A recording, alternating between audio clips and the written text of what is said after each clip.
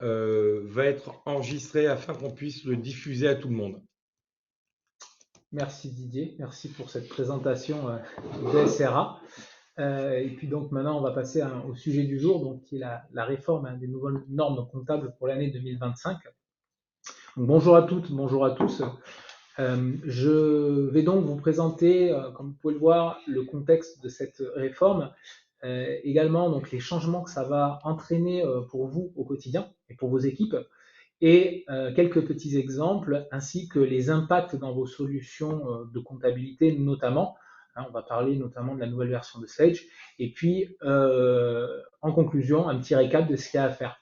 L'idée de ce webinaire, alors il se veut plus d'un point de vue information sur la nouvelle norme légale plutôt que produit. Hein. On va plus parler de la réforme plutôt que des produits Sage, mais voilà, on verra les impacts notamment qu'il y a en termes de mise à jour. Et voilà aussi si vous avez également des zones d'ombre, des particularités et pas mal de questions, je vous conseille également, voilà, après de vous rapprocher de vos experts comptables sur ce sujet-là. Donc pour commencer, le contexte de cette réforme, je sais pas, ouais, on est bon au niveau du timing. Donc, ce qu'il faut savoir, donc, c'est que cette réforme a été mise en place par l'autorité des normes comptables, hein, cette autorité qui a été formée en décembre 2021, et donc qui a mis en place cette nouvelle réforme afin donc de réglementer et de mettre en place donc un règlement des nouvelles normes comptables en vue de moderniser les états financiers et également la nomenclature des comptes. Donc ça a été homologué décembre 2023 hein, et pour ceux qui étaient peut-être déjà au fait, hein, c'était publié au journal officiel en septembre 2023, le 30 septembre 2023. Et donc ça a été validé en décembre 2023. Donc ça fait un an déjà qu'on parle de ça. Et donc, ce qu'il faut savoir, c'est que ces nouvelles normes rentrent en application pour les exercices que vous ouvririez dans vos logiciels à partir du 1er janvier 2025. Donc, pour ceux qui clôturent au 31 décembre de cette année, l'exercice que vous ouvrez au 1er janvier voilà, devra respecter ces nouvelles normes. Donc, les objectifs, il y en a 3 par rapport à cette réforme. Qu'est-ce qu'elle vise à apporter, cette réforme? Mais dans un premier temps, je voulais dire, c'est de digitaliser donc les comptes annuels des entreprises, notamment en vue de simplifier les modèles pour pouvoir faciliter la comparaison entre les balances, les bilans de différentes entreprises sur différentes années, et puis également actualiser le plan comptable et les modèles de compte. C'est notamment pour pouvoir, on va le voir, se rapprocher des normes internationales et également simplifier donc les états que vous pouvez voir. Donc là, on va attaquer vraiment le cœur de la chose, c'est-à-dire qu'est-ce qui va changer? Quels sont les principaux changements? Est-ce que ça va entraîner? Quels vont être les impacts pour vous? Donc, comme vous le voyez, on va passer pas mal de temps sur cette slide. Hein, vous avez 5 changements essentiels qui vont impacter donc votre comptabilité. Le premier, donc, c'est de supprimer les transferts de charges. Donc, le but de ce changement vise vraiment à simplifier la compréhension. On sait très bien, voilà, que les transferts de charges sont utilisés donc pour diverses opérations et sont considérés notamment comme difficiles à analyser par certains utilisateurs ou même parfois même par les banquiers ou certains chefs d'entreprise. Et donc, le but, c'est de faire en sorte d'avoir un traitement comptable pour les différents cas d'utilisation pour lesquels cette technique est identifiée. Et donc, ce qu'on va faire, notamment, ça s'applique parfois donc à des remboursements ou des indemnités d'assurance. Et donc, cette technique va viser donc à simplifier donc les réglementations et ça va donc, cette réglementation et ça va donc supprimer les comptes de transfert de charges que vous connaissez, donc le 791, le 796, le 797.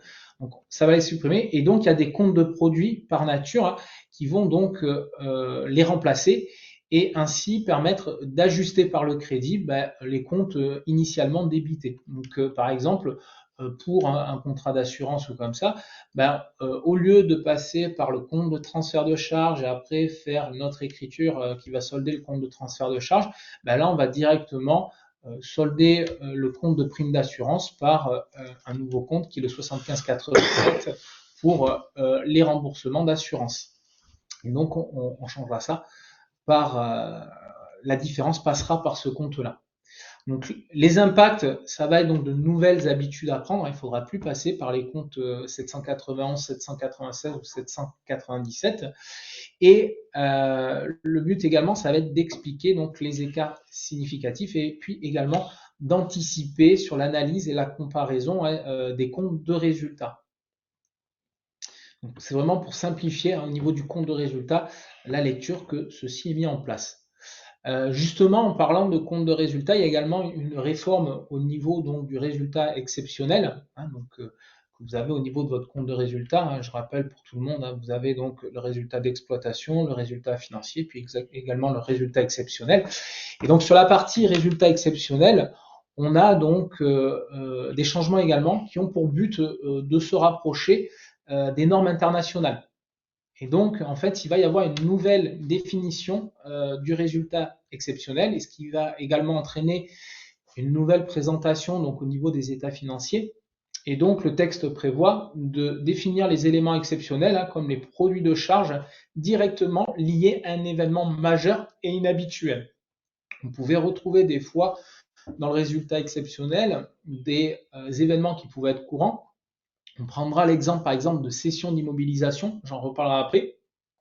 Et donc, le but, c'est de limiter les éléments qui sont inscrits par nature au résultat exceptionnel, tels que notamment des éléments purement fiscaux. Donc ça restera dans le résultat exceptionnel. Donc, je pense notamment aux amortissements dérogatoires et également au changement de méthode inscrit au résultat et tout ce qui est correction d'erreurs. Donc cette nouvelle définition du résultat exceptionnel va entraîner donc des reclassements au niveau du plan comptable de compte. On va le voir notamment avec ce qui est immobilisation, des modifications de présentation de compte de résultat, comme je l'ai dit, et puis également une information détaillée dans les annexes. Donc les impacts seront vraiment d'avoir de nouvelles habitudes là aussi. Donc notamment, je prends l'exemple de tout ce qui est cession d'immobilisation.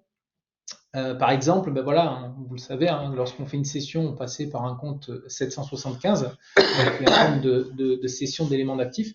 Maintenant, il faudra passer par un compte 757, un produit de cession d'immobilisation incorporel et corporel. Et puis également pour la valeur nette comptable de l'élément cédé, passer par un 675. Maintenant, il faudra passer par un 657 qui est donc la valeur comptable des immobilisations corporelles ou incorporelles. Le but également, là aussi, c'est de pouvoir voir les écarts qui pourraient être significatifs dans les annexes et puis également d'anticiper tout ce qui est analyse et comparaison au niveau donc du compte de résultat. Autre changement, les modifications au niveau donc des états financiers. Donc là aussi, on est sur une modernisation et une réduction du nombre de modèles d'états financiers. Donc je parle notamment du bilan et du compte de résultat. En fait, le texte ne conserve que deux modèles. En fait, le bilan qui va donc le bilan sous forme de tableau avant répartition et également le compte de résultat en liste. Et donc ça pour les systèmes de base et abrégés. Sont donc supprimés les modèles de bilan en liste et après affectation du résultat et également les modèles de compte de résultat sous forme de tableau et tous les modèles du système développé parce que il était considéré que ces modèles-là pour le système développé étaient peu utilisés en pratique. Donc là, ce qu'il faut retenir sur cette partie, il n'y a plus que deux modèles, le bilan sous forme de tableau et avant répartition et le compte de résultat en forme de liste. Donc, voilà ce que prévoit le texte au niveau de ces états financiers. Le but de ça, c'est vraiment d'améliorer la lisibilité, également hein, la compréhension et la transparence de ces états financiers. Le but, c'est vraiment d'harmoniser, que les entreprises voilà, aient les mêmes, et présentent les mêmes états financiers. Et le but aussi, c'est d'aider hein, les entreprises à prendre des décisions stratégiques plus éclairées et également de pouvoir permettre une plus grosse crédibilité financière vis-à-vis des tiers. Donc là, tout le monde saura lire les mêmes états, il y aura une facilité de lecture et donc ça permettra de faciliter les échanges. Donc là aussi, l'impact qu'il va y avoir, c'est que ces états vont être donc simplifiés. Il faudra également penser à adapter les plaquettes et les liasses. Et puis donc ça, c'est des choses qui interviendront donc, pour l'exercice 2025 et donc qui auront un impact sur les liasses fiscales des millésimes 2026. J'en reparlerai un petit peu plus tard.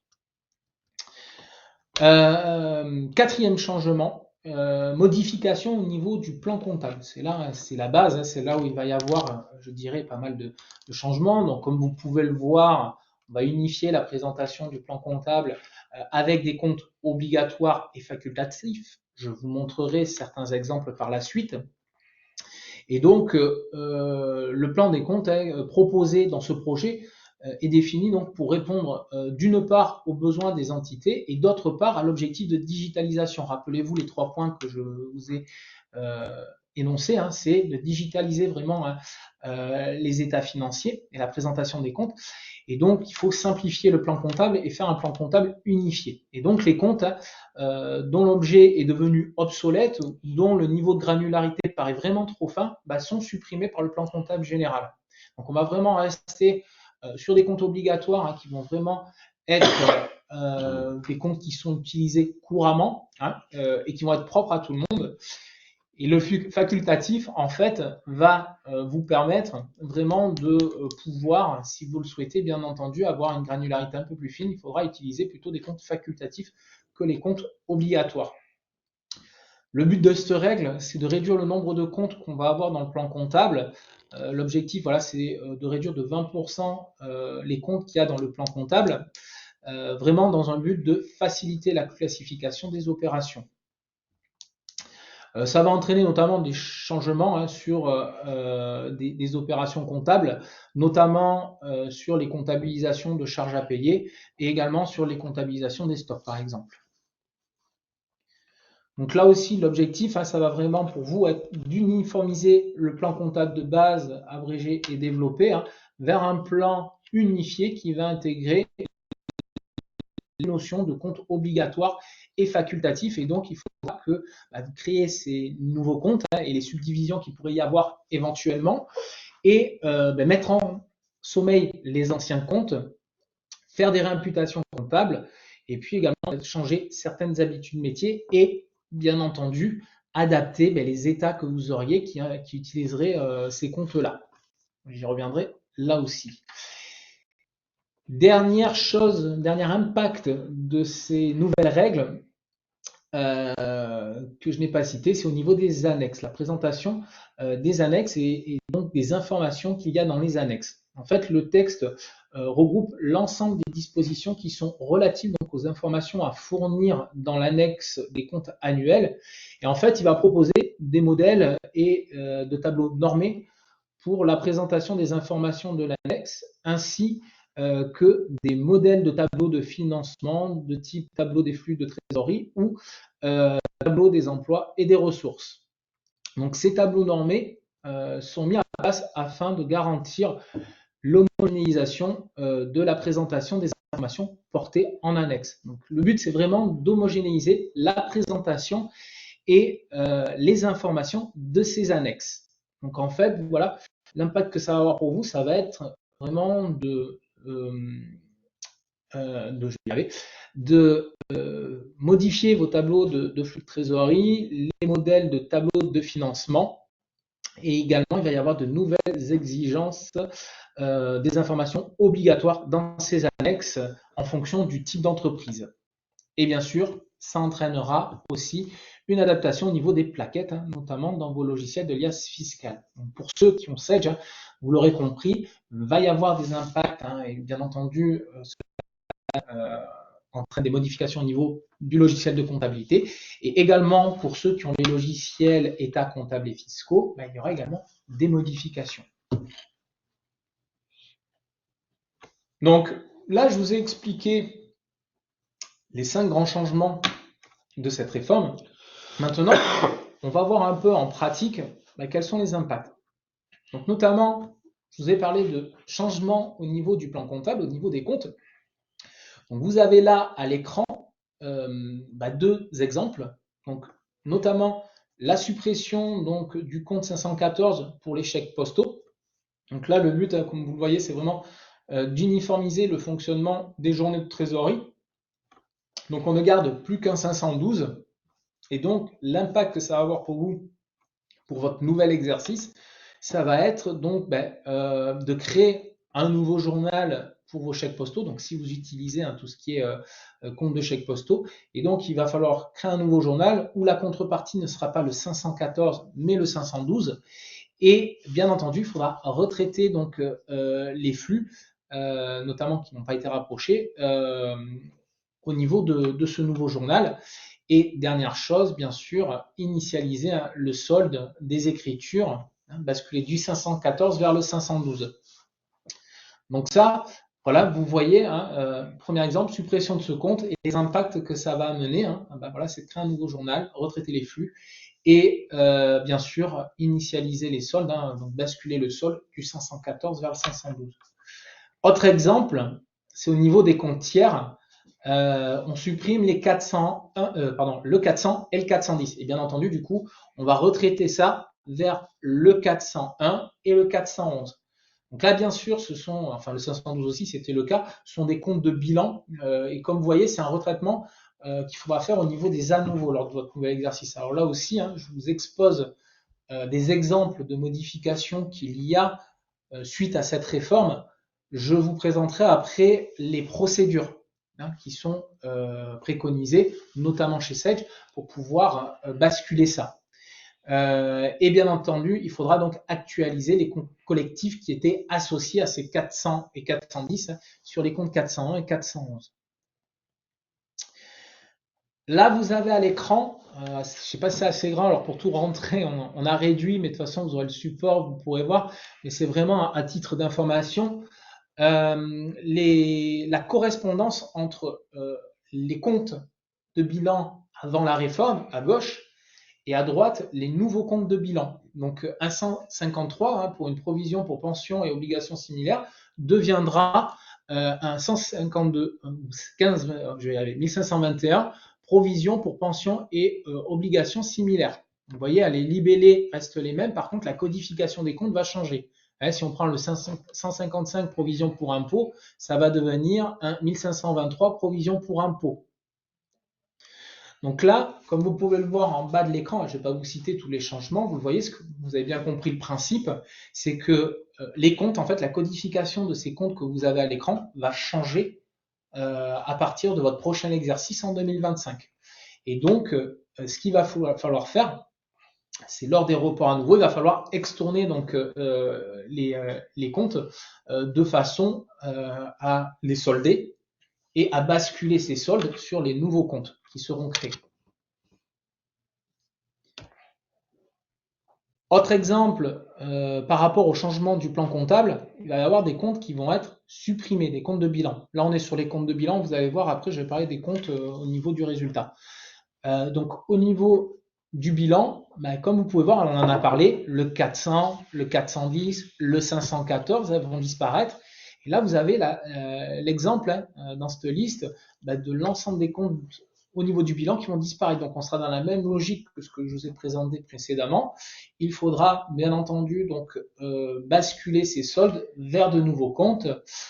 Donc, comme vous le voyez, mettre en sommeil après clôture et bien sûr basculer le solde de ces comptes-là vers les nouveaux comptes. Il y aura également, bien entendu, de nouvelles habitudes métiers à adopter.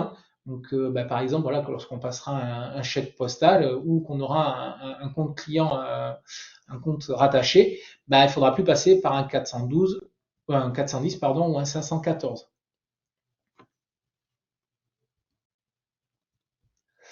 Également, au niveau du bilan, je vous en parlais tout à l'heure, de façon à simplifier, à éviter, voilà, du moins à simplifier, à sortir du plan comptable des comptes qui n'étaient pas forcément énormément utilisés, ou afin d'éviter des granularités trop fortes. Vous voyez, maintenant, ils indiquent donc les comptes qui vont vraiment être obligatoires.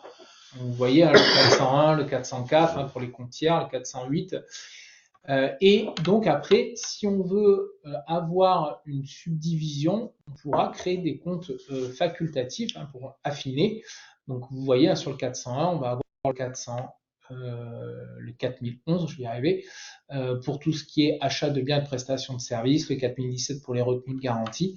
Donc là, comme vous pouvez le voir, on va vraiment avoir, voilà, pour tout ce qui est fournisseur, 401. Et puis si on a des fournisseurs d'achat de biens et de prestations de services, on peut, si on le souhaite, on n'est pas obligé, on peut utiliser donc le 4011. Dernière modification sur les comptes de bilan.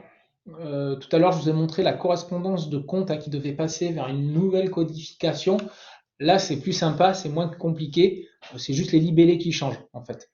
Ils ont souhaité affiner les libellés pour que ce soit plus précis. Vous le voyez, avant le 215.11, on était sur sol propre. Alors, parce que le 215, c'est un compte d'immobilisation. Là, en fait, ce que définit le plan comptable, c'est que le 215.11, on aura bien installation complexe spécialisée sur sol propre. Donc, en gros, le but de cet exemple-là, c'est surtout de clarifier ou de rendre plus clair les libellés des comptes que vous avez à l'écran. Donc là, concrètement, dans le logiciel, ce qu'il faudra faire, c'est juste repasser sur ces comptes et changer le libellé. Et bien entendu, voilà, comme vous pouvez le voir, deuxième point, il y aura au niveau des liasses, pareil, c'était ces libellés-là qui étaient pris au niveau des liasses, il y aura une actualisation sur le millésime de 2026 pour avoir des libellés correspondants. Concernant les comptes de résultats, c'est la même chose. Au niveau du compte de résultats, vous avez des comptes comptables qui eux aussi vont, je dirais, changer concrètement. Pareil, vous avez à gauche la liste des anciens comptes et à droite les nouveaux comptes. Donc, notamment, on va reprendre l'exemple de tout à l'heure concernant les transferts. Non, ce n'était pas le transfert de charge, on les a pas là. Du moins, je crois que c'est indiqué dans le libellé. Non, c'est dans les comptes à supprimer qu'on parle des transferts de charge. Ici, ce que l'on voit, si je fais un lien avec l'exemple de tout à l'heure, je parlais des immobilisations. On voit, voilà, que le 675 devient 657 et le 775 devient 757.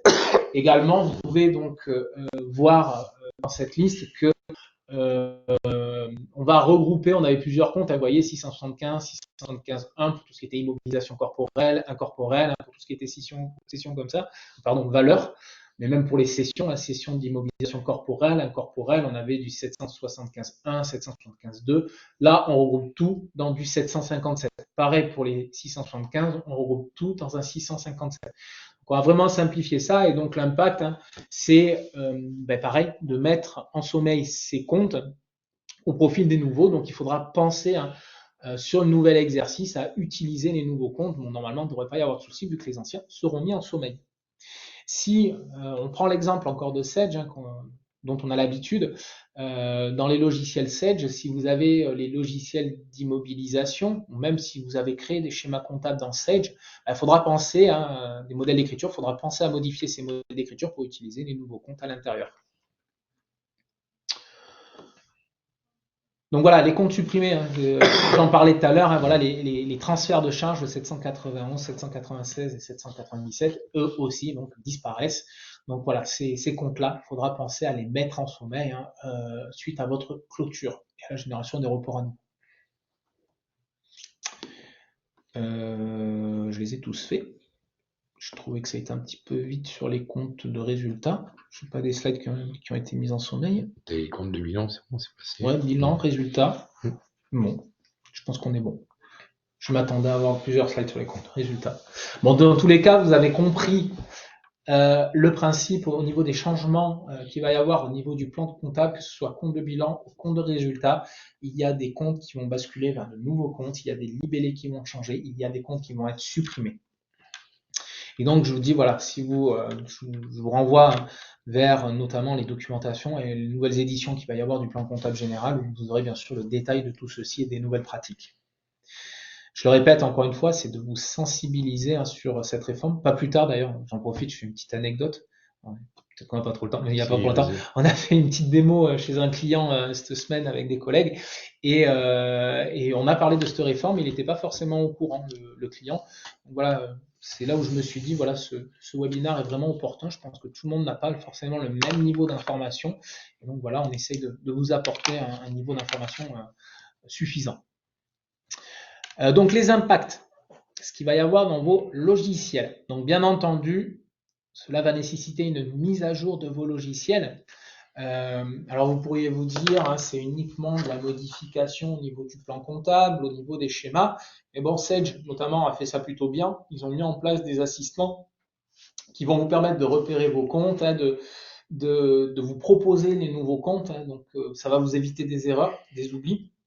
Donc première chose, ça va être de mettre à jour vos logiciels. Vous l'avez entendu, hein, il va y avoir aussi au niveau des usages des modifications. On n'utilise plus les comptes de transfert de charges. Lorsqu'on va céder une immobilisation, les écritures vont être différentes. Va falloir penser à utiliser des nouveaux comptes lorsqu'on fait des provisions parce que la codification a changé. Donc voilà, il faudra penser à former également vos équipes là-dessus.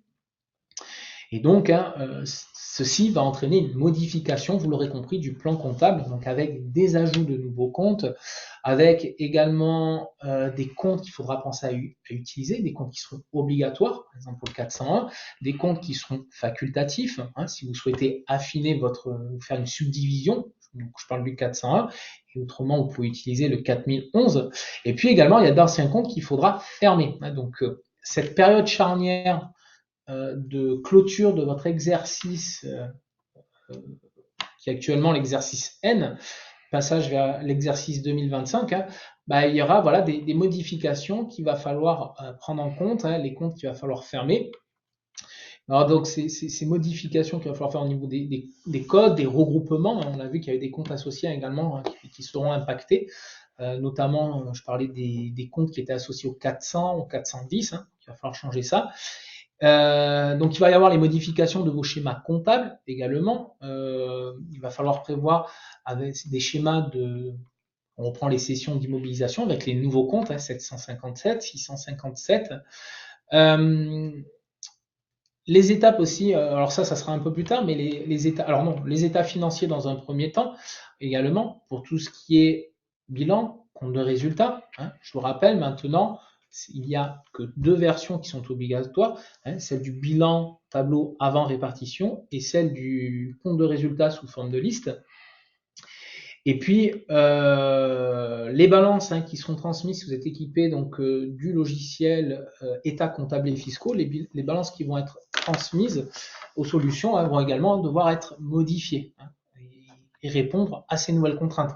On devra avoir cette correspondance au niveau des comptes. Les comptes qui devaient être supprimés devront ne pas apparaître dans la balance qui sera donc transférée au LIAS. Et puis également, derrière, hein, voilà, si vous avez vos états, vos annexes, hein, si vous avez des états budgétaires comme ça, il faudra prévoir d'aligner vos lignes budgétaires.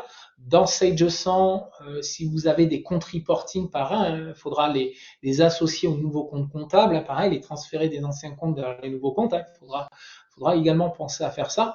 Donc il y a différentes étapes.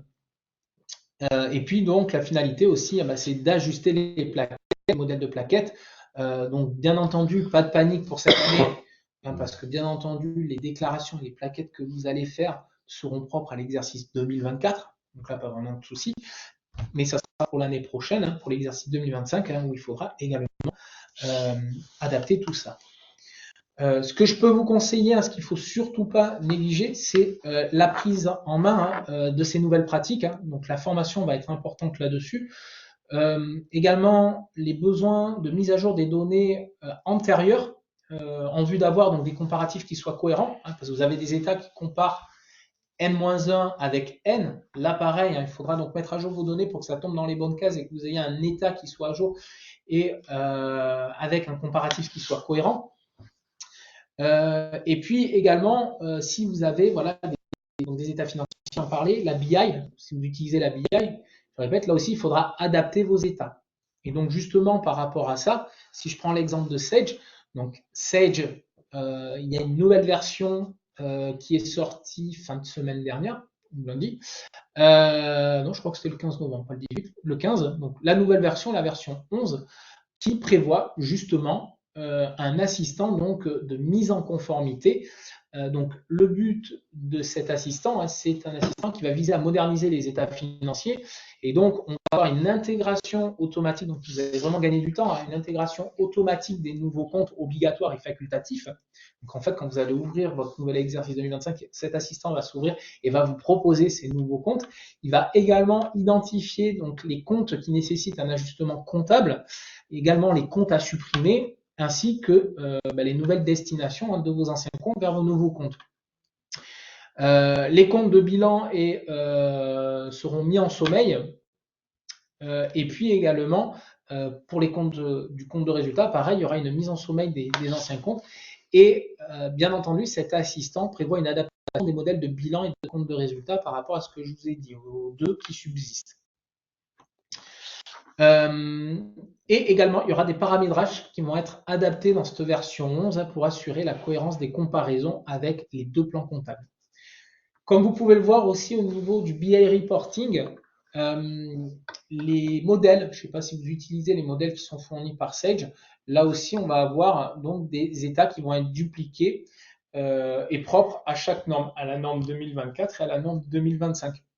Et donc les paramétrages seront assurés également là aussi pour avoir une cohérence entre les deux versions du plan comptable.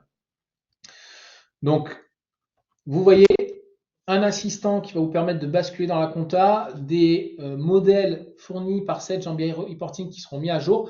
Cela bien sûr implique que sur les modèles que vous avez créés avec BI reporting, ben voilà, il faudra penser à mettre à jour les requêtes dans vos assistants pour bien prendre en compte les nouveaux comptes. Ça fait de la répétition. Les états comptables et fiscaux pour les utilisateurs d'états comptables et fiscaux, comme vous pouvez le voir, seront également impactés. Donc là, pas de panique, comme je disais. Pour ce qui est campagne 2025, vous avez donc à disposition des nouveaux modèles et donc cette disposition ne sera faite qu'après la fin de la campagne fiscale 2025. Et donc ceci afin de ne pas vous perturber au niveau de la génération des états comptables et fiscaux. Et donc Sage attendra que vous fassiez vos déclarations de 2024 avec le millésime 2025 pour après fournir donc les nouveaux modèles de plaquettes, l'actualisation des états et puis également les comparatifs avec un différentiel des comptes. Et puis donc dès la fin de cette année fiscale 2025, vous aurez donc des nouveaux états qui seront mis à disposition dans Sage États comptables et fiscaux et qui vous permettront donc d'avoir une visualisation des données et des situations intermédiaires selon les normes de la réforme ANC 2025. Donc en conclusion, qu'est-ce qu'il faut retenir? Vous avez là en fait donc les différentes étapes déjà, revenir sur les différentes étapes. Donc, par rapport à tous ces changements, ce qu'il faudra faire lors de l'ouverture de votre nouvel exercice, c'est donc créer les nouveaux comptes, les nouvelles correspondances qu'il y aura, les comptes facultatifs si vous ne les avez pas, je pense que les comptes obligatoires vous les avez. Au niveau de la clôture de l'exercice 2021, donc il faudra mettre en sommeil les comptes de produits et de charges qui vont être supprimés et bien sûr qui auront une nouvelle affectation, donc qui auront été créés précédemment. Au moment de générer les à nouveaux, il faudra, alors une fois que les à nouveaux auront été générés, donc les à nouveaux auront basculé, auront basculé dans les mêmes comptes, donc il faudra solder les comptes qui vont être supprimés, donc sur votre nouvel exercice, à partir de l'à nouveau, il faudra donc solder les comptes qui ont été supprimés ou ceux qui font l'objet d'une nouvelle affectation, les comptes de bilan et de résultats que vous avez vus, qui eux ne changeaient, le libellé ne changeait pas, mais par contre l'affectation, la codification comptable changeait. Donc il faudra basculer les soldes. On a pris l'exemple avec le 400, le 410, le 514. Il faudra basculer donc les soldes de ces comptes vers les nouvelles affectations et bien sûr mettre en sommeil ces comptes qui disparaissent au profit de nouveaux comptes. Et pour terminer, après donc la transmission et la validation donc des liasses fiscales, il faudra bien sûr mettre à jour les états. Donc voilà, vraiment, hein, le petit conseil qu'on peut vous donner en conclusion, c'est donc déjà bien comprendre cette réforme. Et voilà, ce webinaire est une première étape qui peut vous sensibiliser, vous permettre d'avoir un peu plus d'informations. Et donc après, voilà, je vous invite à approfondir, hein, donc analyser les impacts qu'il va y avoir au niveau de votre solution, mais au-delà de votre solution, déjà, bien être informé du détail des modifications, de l'impact que ça peut avoir dans vos pratiques et du coup l'impact que sera dans vos solutions au niveau du plan comptable, au niveau de vos modèles de comptabilisation, au niveau de vos états de reporting, et puis quels seront les retraitements. Là, vous avez sur la slide précédente une feuille de route qui est assez claire, à savoir quels sont les retraitements, qu'est-ce que je dois faire avant ma clôture, qu'est-ce que je dois faire après ma clôture. Attention, hein, aussi, ce qu'il faut comprendre, c'est vous avez un système comptable qui en général est le noyau peut-être de votre système d'information, du moins comptable et financière. Après, il faut aussi mesurer les impacts qu'il va y avoir autour, dans vos spécifiques métiers, dans vos imports-exports que vous pourriez avoir au niveau des interfaces, et puis également dans vos solutions de reporting. Deuxième conseil, il va falloir donc préparer et anticiper ça. Comme je vous l'ai dit déjà, l'anticipation tout à l'heure, c'est sensibiliser vos équipes, vous former là-dessus, pensez également à mettre à jour vos données pour une bonne cohérence, et puis après, c'est donc préparer cette mise à jour du plan comptable des états reporting pour être prêt pour votre nouvel exercice. Et là aussi, ça impacte vos solutions hein, qui vont graviter autour de la comptabilité. Et dernière chose, c'est mettre tout ça en application. Donc lors de la clôture, vous l'aurez compris, hein, ce qu'on a vu sur la précédente slide, ça va être cette période charnière. Donc lors de cette clôture, ça va être de mettre à jour donc les solutions. Au niveau de la mise à jour, c'est les schémas comptables, les retraitements qu'il y aura à faire avant, la mise en sommeil des comptes, et après, notamment au niveau du bilan, de rebasculer donc les soldes des comptes qui vont disparaître vers les nouveaux comptes. Donc voilà, il faudra donc exécuter ça lors de la génération de vos reports à nouveau. Et puis donc là aussi, il y aura donc des impacts sur vos logiciels métiers en fonction de l'organisation de votre système d'information.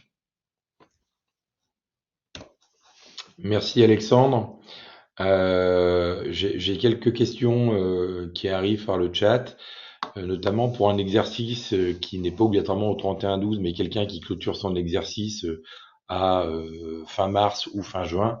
À partir de quand la mise en œuvre de ce nouveau plan comptable est-il obligatoire? Ouais, donc elle est obligatoire à partir, je le répète, hein, du nouvel exercice que vous allez ouvrir sur 2025. Donc, elle sera obligatoire à partir du 1er avril. Votre exercice que vous ouvrirez au 1er avril devra comporter ces nouvelles codifications, être les états que vous présenterez sur ce nouvel exercice à partir du 1er avril 2025 devront respecter les normes. Donc voilà, vous pouvez continuer à utiliser vos comptes jusqu'au 31 mars, si j'ai bien entendu, 31 mars 2025. Et puis à partir du 1er avril 2025, il faudra que vous utilisiez les nouveaux comptes. Est-ce qu'on a une liste où peut-on trouver la liste exhaustive des comptes concernant cette réforme? Faut que je regarde, normalement il y a un lien dans le support, donc vous l'aurez dans le support vers le site de l'ANC. Et donc sur le site de l'ANC, vous avez toutes les documentations par rapport à cette réforme. Donc, vous pouvez les retrouver dessus. Donc je crois que c'est prévu, Didier, d'envoyer le support Oui, à nos clients. le support, le replay vidéo vont être envoyés. Avant qu'il soit envoyé, je revérifierai qu'il y ait bien ce lien, mais il me semble de mémoire que je l'ai mis dans le support. Donc normalement, vous aurez un lien. C'est sur les premières pages, là, le contexte, vous avez des liens. Donc normalement, c'est celui-là et il pointe vers le site de l'ANC. Alors, l'assistant de mise en conformité 7 V11 est-il inclus directement dans la V11? Oui, c'est pas une option si c'est ça la question. Hmm. Lorsque vous installez la V11, il est en standard dans l'ordre, tout à fait. Alors le coût de l'assistant de mise en conformité, en fait, ça va être le coût de la migration de la version actuelle vers la version 11, hein. Donc de toute façon, on a la liste de toutes les personnes qui se sont inscrites au webinaire et de toute façon, vos commerciaux respectifs reprendront contact avec vous, ne serait-ce que pour planifier et anticiper avant avec vous les personnes qui veulent avoir une assistance et bénéficier de notre aide pour mettre en place ces éléments. J'ai une question, donc il faut clôturer 2023, généraliser à nouveau, puis dans 2024, modifier. C'est 2024 Non, qu'il faudra c'est clôturer. 2024 qu'il faudra. Ouais, c'est 2024 qu'il faudra clôturer. Donc on clôture. Alors avant la clôture, déjà, on va créer les nouveaux comptes. Et après, donc, on va clôturer. Donc, on aura les nouveaux comptes pour tout ce qui est compte de résultats. Pour tout ce qui est compte de bilan, bien sûr, hein, il n'y a pas de magie, ça va rebasculer vers les comptes anciens et il y aura un traitement de votre part hein, pour pouvoir solder les anciens comptes du report à nouveau, du compte de bilan, et saisir dans les nouveaux comptes. Et puis après, à partir de ce moment-là, il faudra utiliser les bons comptes pour chacun de vos flux comptables, de vos opérations comptables. J'ai une autre question. L'assistant est-il disponible en V10? Non. Malheureusement, non. Non, c'est une nouveauté V11. C'est une nouveauté V11 et qui arrive ces jours-ci. Elle est disponible. Qui est disponible même Chez déjà. Sage. Qui est disponible chez Sage. D'autres questions?